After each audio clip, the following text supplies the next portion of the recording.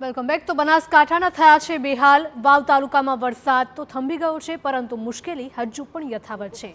વાવ તાલુકાનું ભાટવર ગામ કે જ્યાં વરસાદી પાણીએ તારાજી વેરી છે, હજુ પણ અનેક ફૂટ સુધી પાણી ભરાયેલા છે। રસ્તો હજુ પાણીમાં જ છે। 3 દિવસથી પાણી જેમની તેમ સ્થિતિમાં છે। હજુ ઘૂંટણથી વધુ પાણી ભરાયેલા છે। કેટલાક લોકો ખેતરોમાં ફસાયેલા હોવાની પણ દાવો કરવામાં આવ્યો છે। ખેડૂતોના જીરા સહિતના પાકને મોટા પ્રમાણમાં નુકસાન થયું છે। હજારો એકરના ખેતરોમાં પાક બગડ્યો છે। ખેડૂતોને રડવાનો વારો આવ્યો છે। ગામમાં પહોંચવા માટે હાઈવેથી 2 થી 3 કિલોમીટર ચાલવું પડે છે। ગામમાં હજુ પણ કમર સુધીના પાણી ભરાયેલા છે।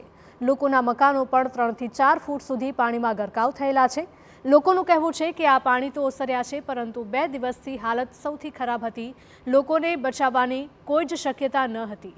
લોકો હવે પોતાના ઢોરને બચાવવા માટે ઘાસચારાની વ્યવસ્થાની સરકાર પાસેથી પણ માંગ કરી રહ્યા છે।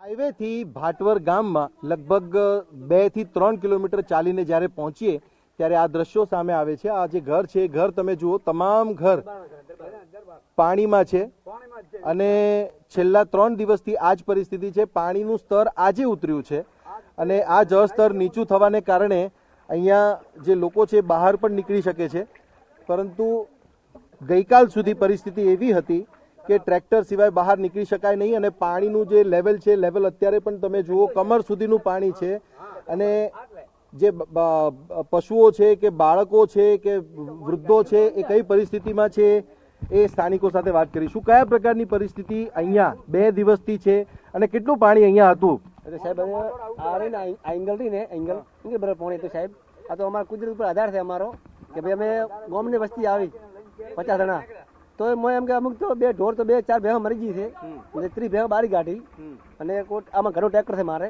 એ ફાટે એમને ટ્રેક્ટર અંશુ કે કરીને કાઢવું પડ્યું।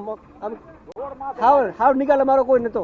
પછી ટ્રેક્ટર પાણી નાખ્યું, બે ફસાઈ ગયું, કોઈ જીસીબી ગામનું આવ્યું એ પ્રમાણે કરીને કાઢ્યું। અત્યારે તો સરકાર શ્રીને એટલો કહો કે ગમે તે કોઈ સારની વ્યવસ્થા કરે, કોઈ અન્ન પાણી ગામના ઢોરા ઘણા મરે। તમે કહો કેટલા વર્ષો પહેલા આવું પાણી તમે જોયું? અને આવું તો નથી ભાઈ 15માં તો અહીંથી આ વધારે હેડ્યું, 15માં 17માં આવ્યું એ કરતા અત્યારે તો ખૂબ પાણી છે। માથોડો બોળ છોકરા મોજ મોજ કાઢ્યા છે, ત્રણેય છોકરા કાઢ્યા બહાર અને માલ તો પછી અડધો જીવન અડધો બારો કાઢ્યું માથે। આ ટીવીના માધ્યમથી હું કહેવા માંગુ છું સરકાર શ્રીને કે અમારે જો પરિસ્થિતિ અમારે જો ધાન હતું, અનાજ હતું, જે હતું તે એ તો અમે ખોઈ બેઠા છે અને 25 બોરી જીરું અને જે તે ખાવાનું અનાજ હતું એ તો બધું અમારું ફેલ છે અત્યારે બરાબર। જે સાથે ગામના લોકોએ અમારી મદદ કરી હતી અને અમે પણ ગામની લોકો સાથે હતા, ગામના લોકો સાથે હતા, ત્યાંથી અમારો જીવ બચાવ છે અને સરપંચ અમારા બધા ટીમનો ગામના લોકો સાથે જે તે મીડિયા તંત્રમાંથી કોઈ પહોંચ્યું છે?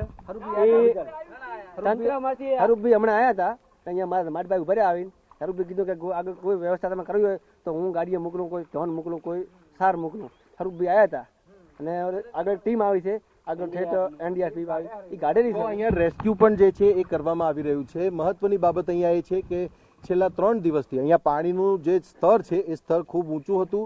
જેમ તેમ કરીને પોતાના બાળકો, પશુઓ સાથે આ પરિવારો પોતાનો જીવ બચાવીને નીકળ્યા છે। ગામ લોકોએ ભારે મદદ પણ કરી છે। હવે એમને આશ છે કે પશુઓ માટે ચારો અને એમના પરિવાર માટે જમવાની, ખાવાની, રહેવાની અને પાણીની વ્યવસ્થા મળી રહે। કેમેરામેન અરવિંદ સોલંકી સાથે સચિન પાટીલ, TV9 સુઈગામ, ભાટવર।